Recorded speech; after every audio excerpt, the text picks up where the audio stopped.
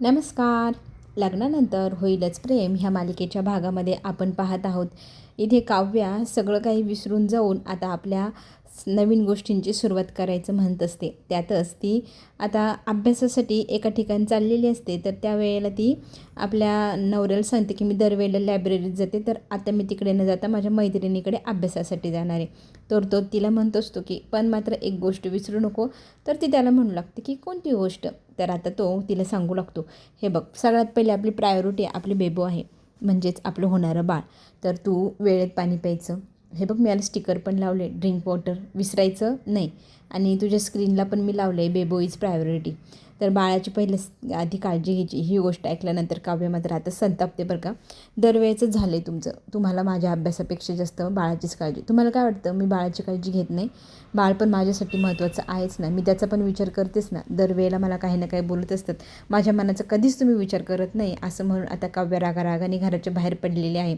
ही कुठल्या संकटाची चावल असू शकते ह्या गोष्टीची आता छोटीशी कल्पना आपल्या पार्थला नाही. आता त्याच वेळेला तो स्वतःशी बडबड करत असताना पाठीमागनंच गुरुजी येतात. गुरुजी म्हणतात की येणार, घरावर खूप मोठं संकट येणार, आता ते सावरायला हवं.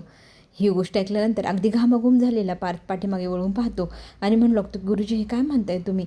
तर आता गुरुजी सांगू लागलेले आहे की तुमच्या घरावर खूप मोठं संकट येणार आहे. त्याच्यासाठी तुम्हाला सगळ्यांना सामोरं जावं लागणार आहे. खूप हिंमत, खूप बळ स्वतःसाठी एकवटावं लागणार आहे. स्वतःसाठी आणि ह्या घरासाठी सावरण्यासाठी तुला आता खंबीर राहावं लागेल, अशी आता चेतावणीच जणू काही आपल्या गुरुजींनी दिलेली आहे. पार्थ आता खरं तर लगेच विचारात पडतो नंदिनीच्या आणि जीवाच्या, त्यांच्याच लग्नावर, आयुष्यावरती काहीतरी संकट येणार याची जाणीव त्याला होतीच. आणि तसंच घडतं आहे की काय, ह्या गोष्टीने, ह्या भीतीने तो अगदी भांबावून गेलेला आपल्याला पाहायला मिळणार. एकदम घाबरा होऊन त्याच्या डोक्यात सगळ्यात पहिले जीवा आणि नंदिनीचा विचार आला.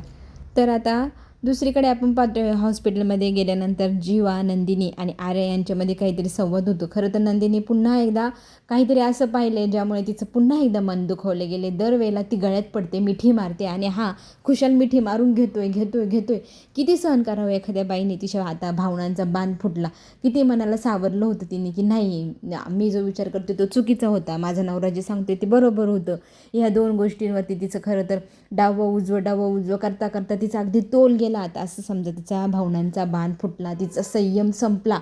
एक स्त्री म्हणून तिच्या मनाला तिने खूप समजूत घातली, पण डोळ्याला जे दिसतंय ते खरं आहे आणि ते सत्य आहे, हे बदलूच शकणार नाही. ही जी गोष्ट आहे याच्यामुळे तिचं मन दुखावलं गेलं आणि इथेच सगळं काही संपलं की काय, असं आपल्याला आता वाटू लागणार आहे. कारण तिच्या मनावर तिने खूप आघात करून घेतला, खूप विचारात पडते. आणि इकडे पार्थ आता टेन्शनमध्ये असतो की गुरुजींनी जी भविष्यवाणी सांगितली त्याविषयी आईशी बोलू की नको. आईजवळ जाऊन तो बसतो, तेलाची मॉलिश करून घेत असतो. त्याच वेळेला तिथे आपली नंदिनी येते. नंदिनीला चक्कर येते, बिचारी चक्कर येऊन खाली तिथेच धडपडते. ही गोष्ट पाहिल्यानंतर जीवा खूप घाबरतो, तिला उचलून कॉटवर ठेवतो. नंतर सगळ्यात पहिले डॉक्टरांना कॉल करून डॉक्टरांना बोलवलं जातं. आता हे सगळं झाल्यानंतर तो पुन्हा एकदा जीवाला कॉल करून सांगू लागतो की इथे नंदिनी चक्कर येऊन पडली आहे आणि दुसऱ्या डॉक्टरांना इथे तिच्या चेकअपसाठी बोलवलेलं आहे, तर तू लवकरात लवकर घरी पोच. ही गोष्ट ऐकल्यानंतर आता इथे आपण पाहू शकतो की जीवा घाबरलेला आहे, घामाघूम झालेला आहे. त्याला माहिती, जर दुसऱ्या डॉक्टरने तिला चेकअप केलं तर त्यांना लगेच कळेल की ती प्रेग्नेंट नाही आणि ते सगळ्यांना हे सत्य सांगून देतील.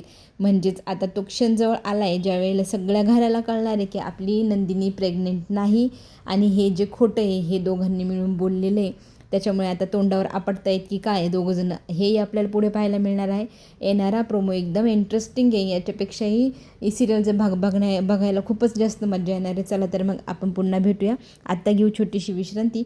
चॅनलला नक्की लाईक करा, सबस्क्राईब करायला विसरू नका आणि तुम्हाला नक्की पुढे काय काय पाहायला आवडेल तेही सांगायला कमेंटमध्ये विसरू नका.